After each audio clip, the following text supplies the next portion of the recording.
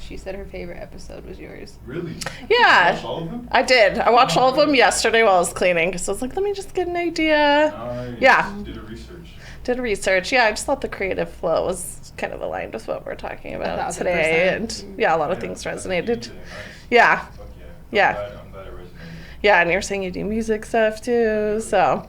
What's good, everybody? It's your girl, Ransom, and I am coming at you with another episode today, more on the creative flow aspect. We have Jessica here, Jess. Good friend, now I can say this. We've known each other, how many years now? I think it's going on 4 or 5. Wow, yeah, it's basically the kind of the start of my career, like going professional in my career, and then yeah, okay, cool. So I'm gonna have Jessica introduce herself, and then I'll kind of get into my spiel of why I love this woman, and then we'll go from there. So Jess, tell the people. Hi everyone, my name's Jessica Haley, aka Wolfie Fenix. I'm a DJ, aspiring producer, event coordinator, small business owner, Woo. and just overall entrepreneur. Mm-hmm. Big entrepreneur vibes. This is also the only Leo that I like. Out of all the Leos I know. I'll take it. Jess will always get that shout out if I could give it to her. Yeah. So like little background here, Jess co-founds Terra Apothecary on South Broadway. So this is how I got to meet this beautiful bee, where it was like I was actually doing aura photography, and then there was a point in my career where I was like, you know what, I think I'm ready to do tarot pop-ups. And I was like, Jess, can I come do tarot pop-ups? And she was like, hell yeah, which I think also opened the door for other people to come in and also start showing off their gifts and vend and show up and do their pop-ups. So it was like, one, just always so much gratitude to you for opening your door and being like, yeah, I use my space, and always being supportive of that. But one thing I will say about Jess is that in our tarot readings, only person I know who'd be pulling these cards so fucking crazy is be like numbers lined up like 5, 6, 7, or like the end, like, or like all the colors or certain like elements come up, and it's just like, wow, I can't make this up. You pulled these cards. But like in the beginning of doing readings, there was this influence coming in, this doorway opening of music and getting more into like DJing. And I know you were practicing at the time, and there was a level of like confidence that comes with building that and being able to share that to being where you are now, where it's like, she gonna be the DJ for my event in September. So let's kind of talk, like start from there of like what even got you into DJing. Yeah, so honestly, this is probably going to show my age, but take it back all the way back to the 90s. Mm-hmm. Back when my parents bought my brother and I our first computer and the first introduction to the internet.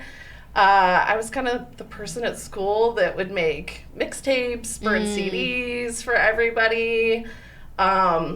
Later on, when I was on the cheerleading squad, I actually would make all the mixes for all the performances. Okay. And so looking back at it now, I didn't think it would turn into this, but I'm like, okay, there was little steps, little parts, little gems there that's like, hey, later on later on in life, this is a skill you will use. Yep. So I just started playing with some of the production gear back then, making my mixes, and then as I got older, just kind of being a rebellious teenager, I started off going to underground raves and shows, and I don't know, it just kind of was always a part of me. Yeah.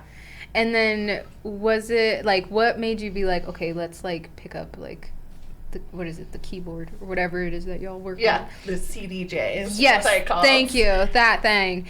Like, what made you be like, yeah, let's take it this direction? Yeah, so actually it was during my Saturn return. I was going through a really difficult time, and I was kind of leaning on some unhealthy coping mechanisms, and this was like the same time around COVID. Mm-hmm. I actually got a DUI.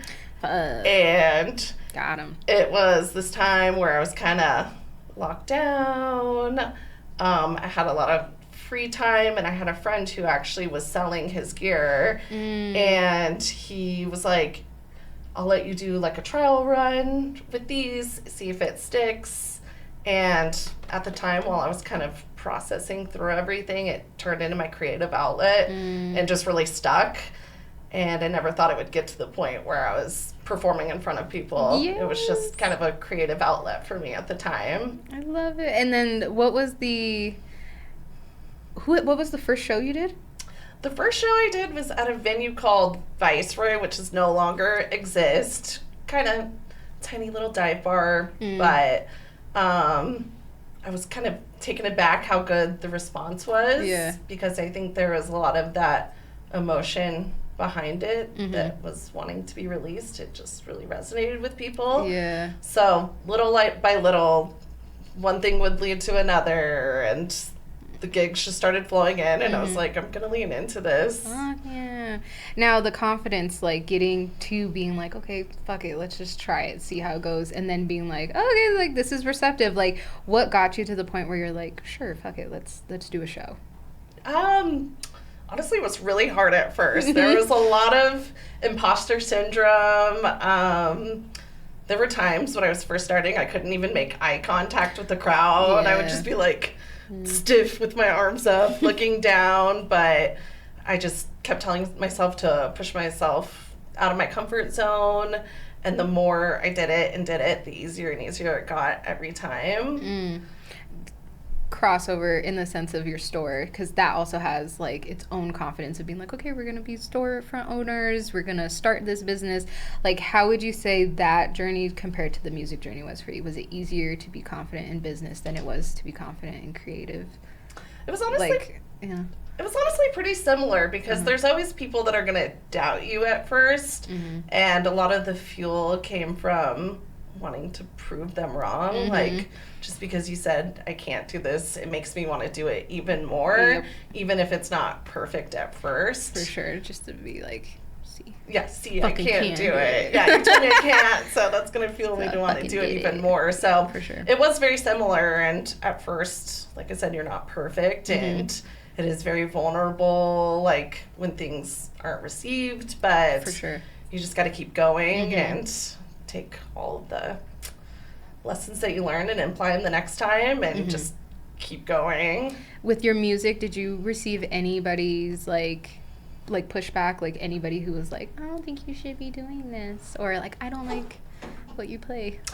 Not necessarily I don't like what you play, but I did have some friends that were skeptics and maybe a little jealous. They were like, oh, you shouldn't do this, but they didn't know what goes into the process. Got you. So a little bit of jealousy, but ultimately with that, it's more so the energy when you're playing. Sometimes you can feel when the dance floor is off and people aren't vibing to it. And so it's its own form of energy work where you have to like kind of on the spot be like, okay, let's pivot. And gotta keep the vibe high. gotta keep the vibe high, because people go out and it's kind of on you to ensure that they're having. They have the expectation of like, we're gonna get down, and music's gonna be a vibe, and then they get there, and if it's disappointing, it's like, what the fuck? Yeah.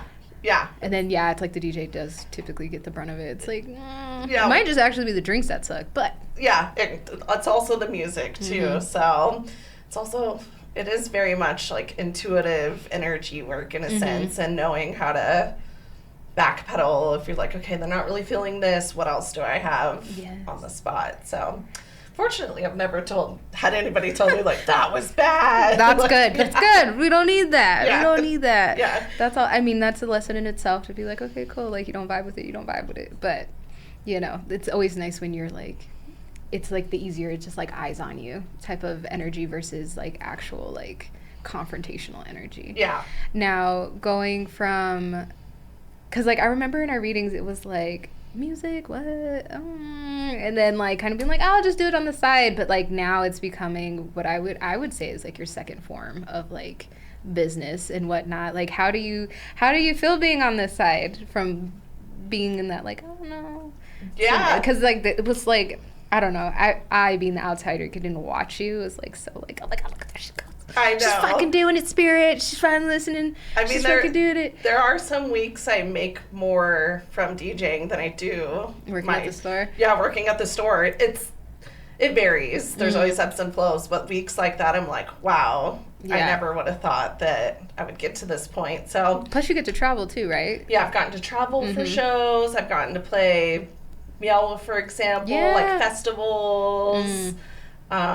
So yeah, I think I need to take the time to like step back and pause sometimes and celebrate the wins, because I'm always looking for what's next and what's my next goal. But it feels really good, and I've let it all unfold organically, so. And you've been doing amazing. Yeah. I just want you to know that. Thank you. I love watching it. I'll be like, oh my God. I'm so proud. Thank you. But I know recently, or I guess it's been a year now, of you went and got your certification for sound bowls and being a sound bowl practitioner. And then you were so freaking cool enough to then incorporate that into your DJ set. So like, give us like a kind of like a rundown of like how you got there.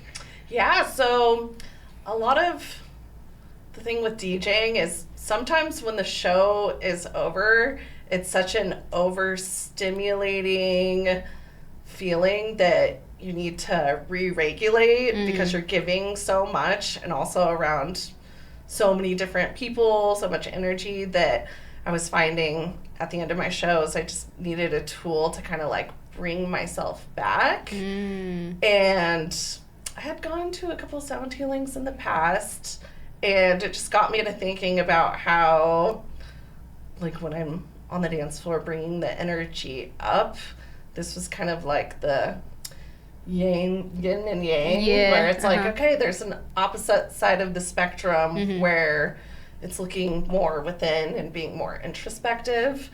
So, I don't know, I just started attending sound healings at first. Same thing as meeting you. I had met one of the aura readers who was offering a certification program. It was at the time when I had the right amount of time off. I had the extra money, and it just kind of felt like a sign from the universe, because doing the late nights all the time at the club and being out till 3 a.m. isn't always sustainable, but I still want to scratch that creative itch. Absolutely. And so it was a way for me to still get that in a healthy way, being more balanced with it, because before I would never say no to a show. I'd be like, yes, every weekend. Right. Back at work the next morning at 9 a.m. The grind. Yeah. Doing the grind. But hustle. It's so good, though. I mean, and that's also part of the lesson of the balancing of it, of being like, okay, you've mastered one aspect, so now it's opened the door to being like, okay, now music is where your focus will be, in a sense. Yeah. And then you get to learn how to balance that in the midst of already balancing all the other things that you've been doing. So, like, kudos to you, because like especially when it comes to music, music doesn't have hours. It's like whenever and the space is there, daytime event, it's like event, it's just whatever. And it's like music in itself creates this own portal bubble of energy where it's like where it does become more intuitive, and you can sense the flow and navigate like within all that. So I think it's great that you brought in the sound bowls, because one, not everybody does that. But two, just also being mindful of recognizing, like, okay, we're already stimulated. Now, how can we anchor that but still have, like, a good time? Yeah. And so I think that's so fucking dope that you do that. Yeah, and it's something that originally we had started offering at, like, late night raves. We would do a chill out room for people that are feeling overstimulated and need to come take a breath, or they want to go socialize with their friends without being rude and talking really loud on the dance floor. So the first event that we created was kind of this side chill out room for people where it was all multi-sensory, so we would burn different smells. We would have different soft plushies and blankets and sound, so it was touching on every sense. We would serve tea, and most people would come up to us afterwards and be like, oh, that was my favorite part, just because it was a good way to reset, and then they could keep going. Right, go back out. It's like, take your break, and then get back out there shoulder. Yeah. Go back out there and party. Yeah. No, that's awesome. And like, because that was with, or the group, because that's Love Hurts? Yeah, Love Hurts Lovers. Love Hurts Lovers. Tell me a little bit about that. Yeah, so that's a side project that kind of roots from exactly wanting to do the more introspective side of things. So our focus is on curating the multisensory experiences with more of a ambient and drone sound, more like chill out kind of music. And so it's just much more intentional, more vulnerable, less focus on partying and more focus on looking within. I love it. What's the duration on that, like, type of vibe? It depends. We did a camp out this year, which was 48 hours straight, but we would have different, like, guests consistently? Yeah. 48 hours of music consistently. Jesus Christ. Yeah. What a vibe. It was a vibe, and it was so cool, actually, to see all these boys that go out and play these hard sets, come bring their soft side in for the sets that we would book. And so we would, like, book out different people throughout the day, but it was like a consistency thing going for 48 hours at the festival. When we're doing a more intentional event, I would say 1 to 2 hours. Oh, okay. Yeah. I guess it depends. Sometimes we'll curate a lineup, but, like, our segment would be like about 1 within to 2 the 1 hours. to 2 hour range. No, I think that's a good amount of time to be in that. And some people take like a whole hour to drop in anyway, so it's like at least give them a little extra. Yeah, because everyone's a little bit nervous at first. You have to get settled in. So a lot of the times I would do singing bowl opening ceremony just to get people kind of settled in, and then the other people will kind of take them on the journey. Oh, I love it. For a few hours, and then at the end I'll close it out so people have time to, like, kind of come back. This might be future, but, like, have you thought of offering, like, plant medicine with those? Honestly, that's a great idea. Yeah, I'm just thinking. The most recent one we were talking about, we were thinking about doing, like, food pairing for the taste aspect, but I do love the idea. That's very Cancer Venus of you, food. Yeah. It's like, how can we incorporate the goodies? Well, I had gone to one of these events in New York City, and they had, like, a soup kitchen, so everyone got their warm, cozy bowl of soup, and then you would go lay down on your blanket. Wow. And so I try and find these type of events in every city that I travel in, and realize Denver doesn't have good inspo. Yeah. a lot of it yet. Nah. But that's kind of like the next step. We were thinking of fucking curating dope. like a meal pairing with it, but I love the idea of doing plant medicine. I mean, she should do it all, mini retreat style. Yeah. But no, I think that's fucking, especially if you could do it outside. Yeah. Oh man, sign me up. And having all the tools from the apothecary as well. It's the 'cause perfect crossover. I didn't know how it. Yeah, I'm like, and then you can make the tea and all that stuff, and then you already got the aromatherapy. Wow. Yeah. So it's kind of combining my two worlds when I'm doing so these cool. events. That is so cool. See, and this is why we talk about being creative. You could do anything with it. You can merge things that you would never think you could merge.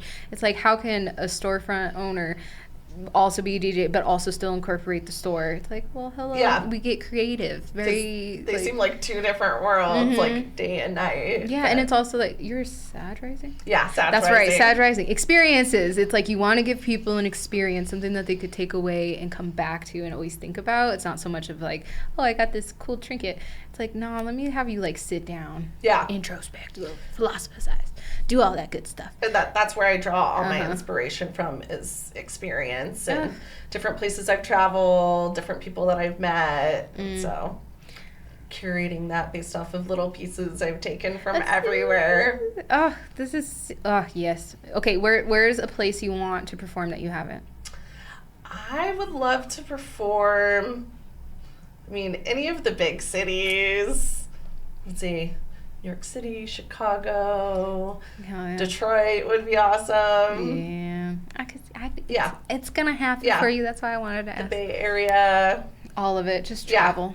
Yeah. Traveling. Just travel around. I mean, international would be awesome, but one step at a time. Valid. Valid. Coming back to the balance of it, because you obviously operate a store, like, have you found that to be difficult, or do you find that you're getting kind of that tug of war where it's like, oh shit, I want to lean more here, but also this is my baby that I've been with? Because you've had the store, but even before it was on Broadway for... We're 9 years in July. 9 years. So oh my gosh, yes. Almost a decade. It honestly is a constant tug of war, because I feel like with the music, it's my place. I can just be 100% me, and I can let loose of anybody else's expectations and get weird. Whereas the store, I need to like show up a little more for everyone else. Yeah. And the biggest tug of war has just honestly been the hours, because like weekends are the busiest time at the store. So some nights I'll be DJing until 3 a.m. on Friday night and then have to come into the store at 9 a.m. And also if I'm like prepping for a big set, I don't want to like spend my whole week only focusing on that because then the store gets a little neglected. Yeah. So that has been kind of a constant tug of war, but that's why I think finding these regulation tools are so important, so I can be like, okay, I can do it all without spreading myself then, because that has happened too. Absolutely. I mean, like, would you ever walk away from the store? Or would it be more so just like, okay, we need employees now? I would think more so that. I mean, it's almost like my child now. Yeah, it's your baby. It's like walking now. Yeah. Talk. I've invested so much into it. So yeah, I don't know if that would be a possibility unless it was a really great once of a lifetime opportunity. Right. It's like, I can't not take this. Yeah. You gotta go. Yeah, I can't not take this. Yeah. But I'll never say never. You never know what life could bring. 1000%. I just think it's so cool, just like seeing how you've incorporated what you've already been doing, and then being in this completely different era of you, different version, different flow state. Yeah. But it's still creative. Like being a store owner is also extremely creative in its own self, because you also have to decorate the space and make it appealing to people, and like there's a different type of magnetism that comes with that. Yeah. Versus when it's your music, it's like, one, you're just doing this because you like it. Yeah. And you're finding enjoyment, which then allows other people to find enjoyment in it as well. Yeah. So it's just like, look at you. Thank just expanding. you. That brain of yours is just doing the most. I love it. Yeah, it definitely is two sides of the coin, because there's a lot of the time at the store we're like, oh, I really like this. I want to get this in. But then people don't respond to it. So from that point of view, I really have to put others in front of like my personal taste. For sure. So I'm glad that I have the two sides where one's I can more do flexible. that. And the other one, I'm just like, I can just be unapologetically me, totally authentic. Dress however you want, show up what you want, and just give people that other... It's also just another way to experience you, truthfully, and I think that's what's beautiful. It's like, I think I've gone to one of your sets, and I think I stayed for maybe like 2.5 seconds, because, you know, I'd be like so in and out. Yeah. But it's like, I just see all the things that you're doing, and I'm just like... Well, and it's fun to express all my different personalities too, because I'm not just a one-dimensional artist. I'm doing... because I mean, you've done the goth nights. Like, that was part of the reason I wanted you for my dark, what did I call it, the dead of night events, where it was just like dark wave, post-punk, and like, because we don't have enough of that out here either. And then there's people who will say that they play that music and they totally fucking don't. Totally fucking don't. I'm like, do you know what dark wave is? Yeah. Do you know what post-punk is? Like, just cold wave. Yeah. Synth. Like, give me something. Yeah. But it's like, I remember that's also why I immediately liked you, because I was like, you get it. You listen to these things. And also, she's so cool. She'll like accommodate the music in the store to fit your vibe. So it's like, all of a sudden I'll come in and Boy Harsher's blowing, and I'm like, I know. I actually do that for each person that you comes do? in individually. It's so I'm like, good. I know what you like, so we're going to listen to this today. Just look at you flowing from one direction into the other. Yeah, like, but it's nice because all those parts, like, for example, dark wave, I told you that time when I first started going into DJing was when I was doing more shadow work. It's all these different parts of me, so I'm not just like putting on a performance just because I'm like, oh, this is trendy. No, it's because you relate to it, you resonate with it. I resonate with it, and it's just like different parts of my experience that I'm able to like reach out and incorporate in. And I think that's honestly why people have responded to it so well, is there's an authenticity to it, and you're never gonna win over everybody, but even if there's a couple people in the room that it really speaks to,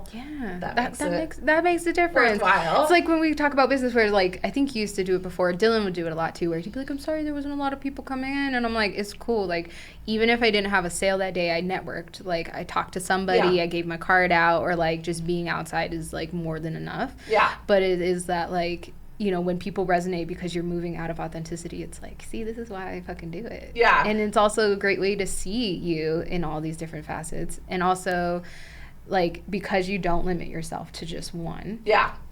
Like, there's so much opportunity there. Yeah, you could do anything. Yeah, I'm not a one-trick pony. Speaking of that, I actually just thought of a funny story. There was a night when I first started DJing. I got booked to play a show at Milk Bar, and there was maybe 2 or 3 people that came out that night, and at first my feelings were hurt. I was like, oh, nobody wants to come out and see me. Yeah. Like, you know, you take it personal, even if, you know, people need to get sleep. Yeah. But you spend all this time working all week to prep this perfect set, and then, like, there aren't people there. Yeah, and you're like, what the fuck? So what? So anyways, when I got done playing, this guy comes up to me after the show, and he's like, hey, I just wanted to tell you that your music was the only thing that really resonated with me tonight. I'm in town because I'm 9 Inch Nails sound guy, and I'm setting up at Web Rocks tomorrow. And I was like, what? Yes. Like, they're one of my favorite bands.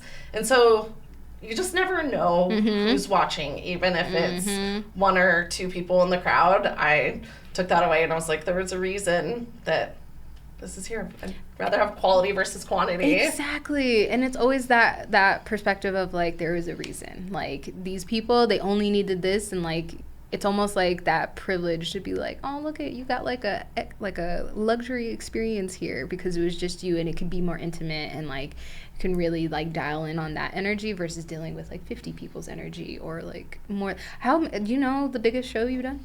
I mean, I've done the Mammoth one was completely sold out, so I don't know what the capacity is there, and obviously there's different stages, but I've definitely played to hundreds of people before, which is what a way to be seen. It's honestly such a high Yeah. to when you're doing that, and you're like, okay, I worked so hard and mastered this. But it's such an exchange, and it's just like, that's the beauty of it. It's like, here I am, I'm being seen, which is like, I just love it when you're like, coming on your podcast is great and all, but, like, I'm confronting a fear of, like, speaking, and I'm like, okay, but, like, people have seen you. Yeah. But that's a different way of being seen. 1,000%, you're not talking while you're doing your set. You're, like, just in that flow state, and you're hyped up, versus here it's like, hey, all eyes are on you now. But sometimes I have, it's like I let the music speak for me, because a lot of those times when I was in those shadowy places, it was the only thing that could articulate the way I was feeling or resonate with me. So when I'm playing, I kind of, like, let the music do the talking versus being vulnerable and now, this is me. Have you had a set or, like, a show that you were doing where, like, maybe you, like, fumbled and you were like, fuck? For sure. But, like, did you recover? Like, did anybody know? Or, like, were you like, oh, shit, they definitely picked that up? I mean, there's always other talented DJs in the crowd, so I've gotten constructive feedback before. There was nothing like like yeah, where it's like, oh, fuck. Show stops and everyone boos. But definitely in the beginning when I was still learning the technical aspect, things like that happen. But that's definitely the biggest growth opportunities. Good. And it's even like, you can have your own setup at home, but when you get to a club, they can have something completely different that you've never played on. So that was always a growing experience at the beginning. Being like, I don't know how this works, but I have this time slot. I can't just stop and draw attention. Yeah. So I think I didn't even think about that. Like, it would change based off of where you're going sometimes. Like, it's like, oh, this is what you get to work with. Figure it out. Yeah, exactly. And, like, you've been doing this now, music, like, for real, like a year, 2 years? So I've been DJing 6 years now. There we go. I've been doing the sound healing for the last year. That's right. Yep, I was like, hold on now. So, so it's like you have, it's like you're not a novice, but you're also still in the student phase in a sense because you're mastering the technique. So it's like, okay, got it. Yeah, and I've learned from the jump just to send out the most detail-oriented communication beforehand. Like, what am I playing on? So if I don't know, I know how to do the research. And I've learned some of those lessons the hard way. But now, because did you have a friend who taught you, or did you just self-teach? I had a friend who taught me. Yeah, my friend Nick. Go Nick. He's great. He's Go the best. Nick. And it was so great having, like, a supportive male environment in such a male-dominated industry. Not a lot of girls were doing this when I first started. So have you noticed any of that weird energy? Oh, for sure. Yeah. For sure, but I tried, when I started, I was like, I'm going to learn on the hardest possible gear. I don't want to be tokenized. I'm going to take this seriously. And luckily, in my experience, I had a supportive male group who really would advocate for you. And advocated for that. me. Yeah. And honestly, in Denver, I feel like people are more intentional than other cities about booking female DJs. Yeah. But That's valid. Like I said, I didn't even think about like that being an issue, but like there's always something going on with the genders in the track and fields. So yeah, but at the same time, like I said, I never want to be tokenized and only booked because I'm a female. So I'm trying to like find the balance where it's like, okay, I'm working on my skill to really make sure I've earned that spot. And that's your authenticity too, of being like, you want me because of how I do it and what I give, that experience like we're talking about, versus like, oh, they're just in it because we need more diversity. Yeah. It's like, let me fill this opening slot. Okay, bye. It's like, no, I want you because I want you. Yeah. Like, this is what the people want. They're going to vibe with this. Like, let's honor that. So I fucking love it. Yeah. So like, I'm gonna let you plug yourself now. Like, what do you got going on for anybody who wants to come, like, not just visit you at the store? Yeah. But, like, come listen to your music, experience the vibes. Yeah, so honestly, I'm taking a little bit of an off month for April. I have some mixes coming up that are going to be released on my SoundCloud, which is soundcloud.com/Wolfie Fenix. I do have some sound healing events coming up for the experience I was talking about. Haven't put a date on it yet, but if you follow my Instagram, then you can find everything there at Wolfie Fenix. I was just going to say, what's your Instagram? Wolfie Fenix. At Wolfie.Phoenix. Okay, now let's say somebody wants to book you. How can they get a hold of you? You can book me through social media, SoundCloud, email. What's your email? My email is jessicarayhaley@gmail.com. I need to make a more professional one, but that's okay. Yeah, this was the baby steps. You can even come into the store and ask me in person. Honestly. Or you can come visit. Yes, talk about the store. Hype up the store. Yep. I own a apothecary off of South Broadway. We sell all different local artists, vendors. We do events on the weekends, and yeah.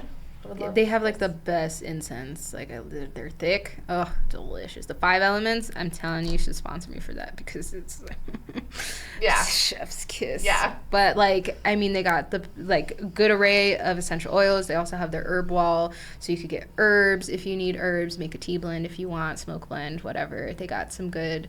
Like mushroom based like chocolates and tinctures. Like, I mean, the store is just expanding as they expand, so it's like a beautiful thing to be a part of. And if you do come in the weekends, you might catch me there. I'm usually there on a Saturday or a Sunday, so come see both of us. Like 2 birds out with 1 stone. But thank you again for coming on and speaking and being vulnerable and allowing people to see you in a different way. But I just felt like I mean, you talk about it in such a like humble manner, but it's like these are things that deserve to be showed off, and like you deserve that platform to be like, look at me and all that I've done, and like you've been doing things for so long, and it just continues to evolve. So it's just so magical to see. So well, thank you. I appreciate it. Absolutely. And I didn't do this on the last one, but y'all know where to reach me. Xpand with Ransom LLC on Instagram. If you want to be on the show, you can send me a message there, or you can email me at expandwithransom@outlook.com. But other than that, I will see you guys on the next episode. Bye.